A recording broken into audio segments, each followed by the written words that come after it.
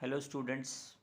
आज हमारा टॉपिक है फ्रेंड फंक्शन। हाँ, बिल्कुल ठीक सुना।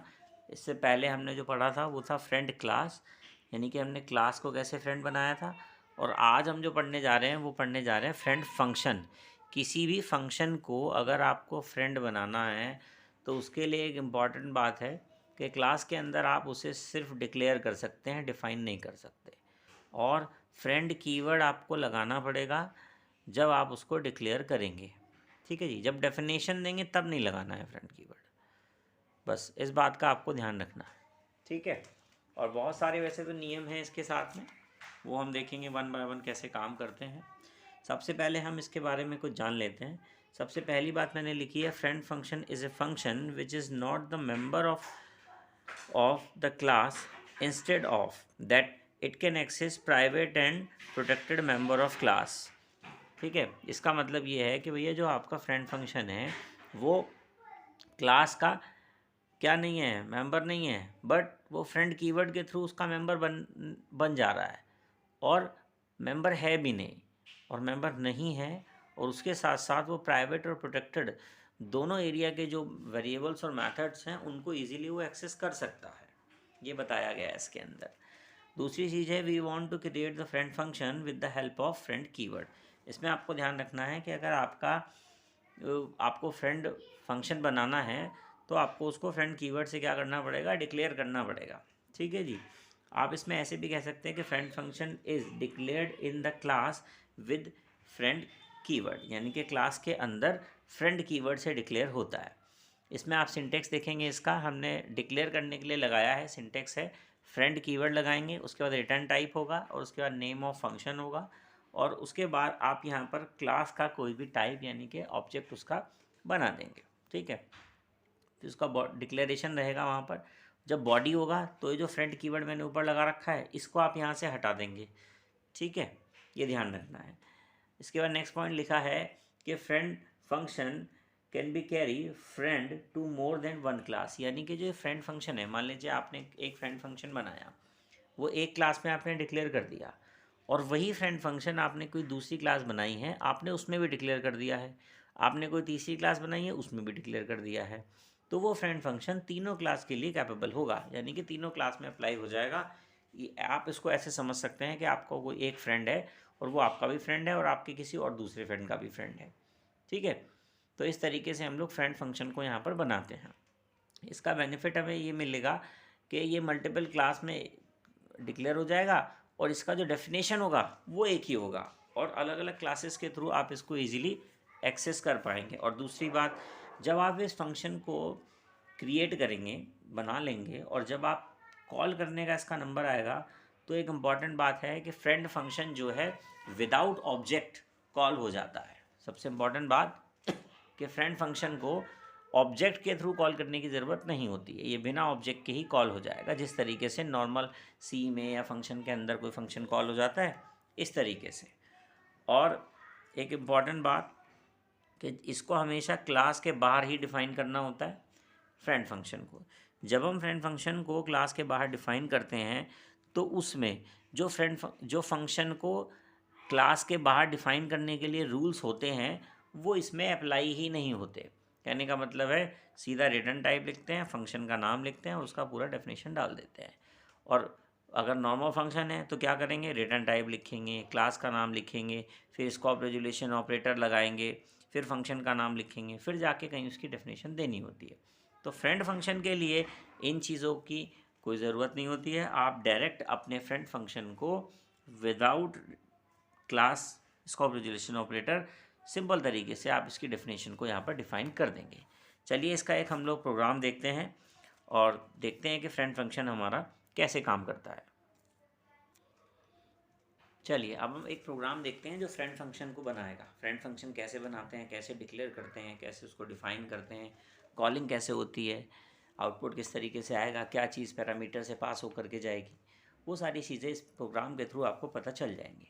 सबसे पहले हम बात करते हैं कि हमने यहाँ पे क्या किया है, दो हेडर फाइल लगाती है। दो हेडर फाइल हम लोग वही अपनी iostream.h और conio.h यहाँ पे लगा देंगे। ठीक है, देन उसके बाद आपने अपनी क्लास बनानी है। क्लास आपने बनाई, क्लास का नाम आपने दिया AAA, यानी कि AAA नाम की एक क्लास बन गई है। क्लास क्या होती है, हमेशा टेम्पलेट होती है, ध्यान रखना। जब तक इसका ऑब्जेक्ट नहीं बनता तब तक इनके वेरिएबल्स वगैरह को मेमोरी एलोकेशन नहीं होता है। हमने क्लास की बॉडी शुरू करी। क्लास की बॉडी शुरू करने के बाद जो बाय डिफ़ॉल्ट एरिया होता है वो प्राइवेट होता है, और आप लिखें प्राइवेट तो बेटर है, ना लिखें तो भी बेटर है। आपने कहा इंट ए और बी, यानी कि ए और बी नाम के दो वेरिएबल क्लास ए के कौन है, प्राइवेट वेरिएबल हैं। फिर उसके बाद हमने यहाँ पे पब्लिक डिक्लेयर किया। एक बात आपको याद रखनी है कि हमेशा फ्रेंड फंक्शन पब्लिक एरिया में ही डिक्लेयर होगा, ठीक है जी। पब्लिक लिखा आपने, यहाँ पे लिखा आपने वॉइड इनपुट, यहाँ पे आपने वॉइड इनपुट नाम का एक फंक्शन लिया। ये क्या काम करेगा, बॉडी शुरू करी इसने, बॉडी शुरू करने के बाद इसमें सी आउट डाला हुआ है, एक मैसेज एंटर वैल्यू। ये आपके एक मैसेज आएगा आपकी स्क्रीन पर, एंटर वैल्यू। इससे क्या हो जाएगा कि यूज़र को पता चल जाएगा कि हाँ उसे वैल्यू एंटर करनी है, यूज़र इसकी वैल्यूज़ को एंटर करेगा। उसके बाद आपने सी इन करा है ए और बी, यानी कि पहली वैल्यू ए में स्टोर हो जाएगी और दूसरी वैल्यू आपकी बी में स्टोर हो जाएगी। देन उसके बाद आपने यहाँ पे इनपुट नाम के फंक्शन की बॉडी को बंद कर दिया। अब ध्यान देने वाली बात है, अब हम यहाँ पर अपने फ्रेंड फंक्शन को डिक्लेयर कर रहे हैं, नॉट टू बी डिफाइंड। मैंने कहा डिक्लेयर कर रहे हैं, मैंने कहा फ्रेंड कीवर्ड लगाया, उसके बाद मैंने वॉइड रिटर्न टाइप लगाया, और फिर ऐड नाम का ADD ऐड नाम का एक फंक्शन मैं यहाँ पर बना रहा हूँ। उसके अंदर पैरामीटर में मैं क्लास टाइप का रिटर्न टाइप दे रहा हूँ। क्लास टाइप का रिटर्न टाइप का मतलब होता है कि आप क्लास टाइप का एक ऑब्जेक्ट यहाँ पर पास कर रहे हैं। तो उसके लिए आप यहाँ पर आपने लिखा क्लास का नाम और थोड़ा सा स्पेस देके H1 नाम का मैंने यहाँ पे ऑब्जेक्ट बना दिया है।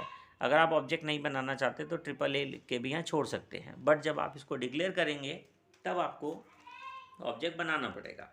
फिर उसके बाद ब्रैकेट बंद किया, उसके बाद एंड ऑफ लाइन लगा दिया। ये हमने क्या किया, हमने एक अपने फ्रेंड फंक्शन को यहाँ पर डिक्लेयर कर दिया क्लास के अंदर। फिर उसके बाद क्लास की बॉडी को क्लोज कर दिया, एंड ऑफ लाइन लगा दिया।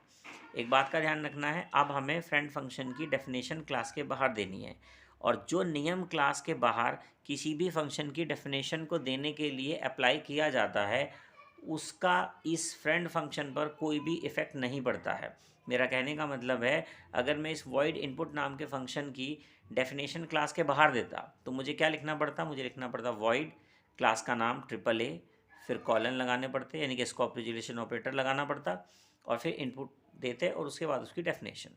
बट अभी फ्रेंड फंक्शन में आप देख रहे हैं मैंने यहाँ पे क्या लिखा, रिटर्न टाइप वॉइड, फंक्शन का नाम ADD ऐड, ब्रैकेट ओपन किया, क्लास का नाम लिखा, और जो ऑब्जेक्ट आपने ऊपर पास किया था, अगर आपने पास किया है तो अच्छी बात है, नहीं किया है तो आप इसे यहाँ पे नीचे H1 पास कर देंगे। यानी कि आपने क्या किया, वॉइड ऐड, और इसमें पैरामीटर पास किया AAA H1, ठीक है, ब्रैकेट क्लोज कर दिया। उसके बाद इसकी बॉडी शुरू करी, बॉडी शुरू करने के अंदर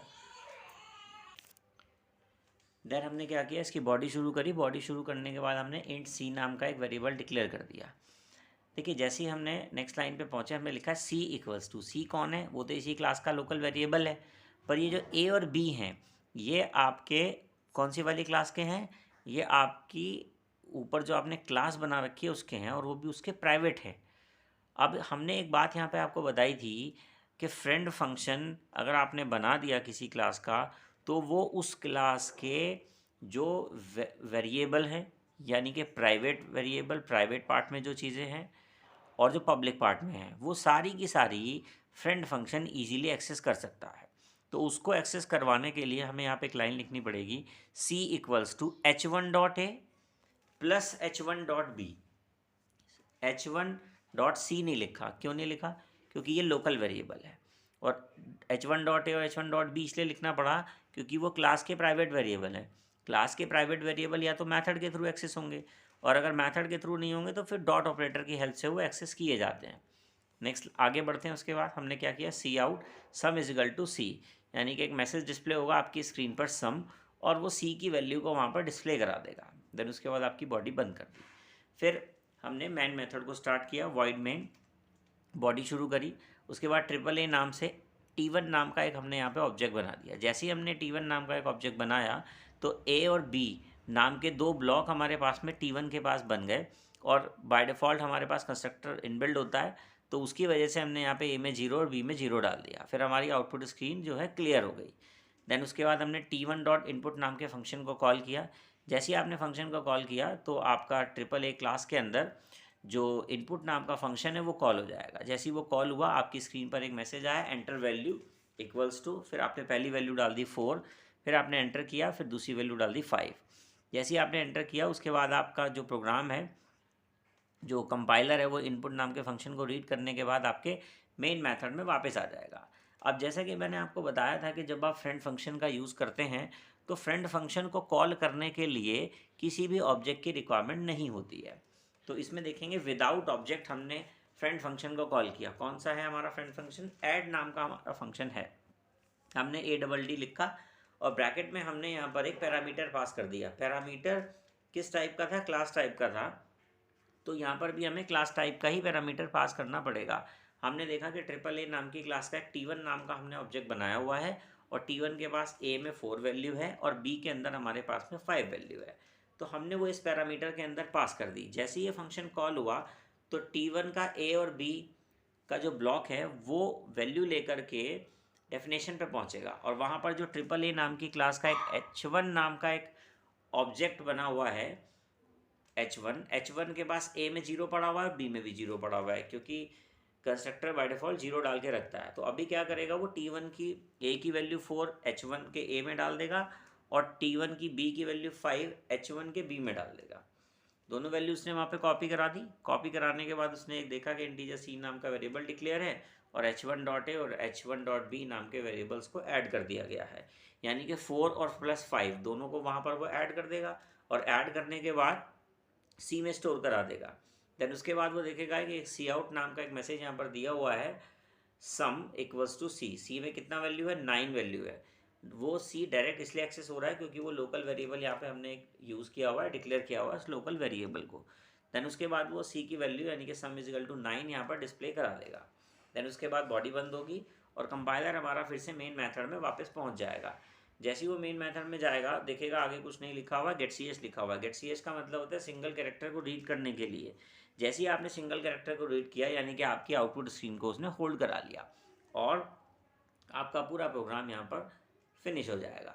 आपने इस प्रोग्राम के अंदर देखा कि फ्रेंड फंक्शन को कैसे डिक्लेयर करते हैं, कैसे डिफाइन करते हैं, किस तरीके से कॉल किया जाता है और उसके प्राइवेट और पब्लिक डेटा को हम लोग कैसे यहाँ पर एक्सेस करते हैं। आउटपुट स्क्रीन पर नज़र डालते हैं। आउटपुट स्क्रीन पर मैसेज आपको डिस्प्ले होगा कि एंटर वैल्यू, आपने जो भी वैल्यू डाली 4 डाला, फिर एक एंटर प्रेस किया 5 और 4 आपने 4 और 5 आपने ऐड कर दिया। ऐड करने के बाद सम इजिकल टू 9 यहाँ पर प्रिंट हो गया। तो ये प्रोग्राम आपका फ्रेंड फंक्शन का प्रोग्राम है। फ्रेंड फंक्शन को कैसे डिक्लेयर करते हैं, एग्ज़ाम के पॉइंट ऑफ व्यू से इंपॉर्टेंट क्वेश्चन है। आप इसको बहुत अच्छे तरीके से एक बार अपने सिस्टम पर इसको रन करके देख लेंगे और प्रॉपर इसका आउटपुट आप अपनी नोटबुक में लिखेंगे। फ्रेंड फंक्शन ज़्यादातर एग्ज़ाम में पूछा जाता है। फ्रेंड क्लास भी पूछी जाती है और फ्रेंड फंक्शन भी पूछा जाता है। कभी कभी ये कंबाइंड क्वेश्चन भी आ जाता है कि फ्रेंड फंक्शन बनाइए और फ्रेंड क्लास बनाइए। तो आपको दोनों को सेपरेट सेपरेट बताना पड़ेगा कि फ्रेंड फंक्शन क्या होता है, फ्रेंड क्लास क्या होती है। उस तरीके से इजीली आप इसको यहाँ पर डिफ़ाइन कर सकते हैं। ठीक है, आज के लिए इस वीडियो में इतना ही। आगे फर्दर हम कंटिन्यू करेंगे। Thank you.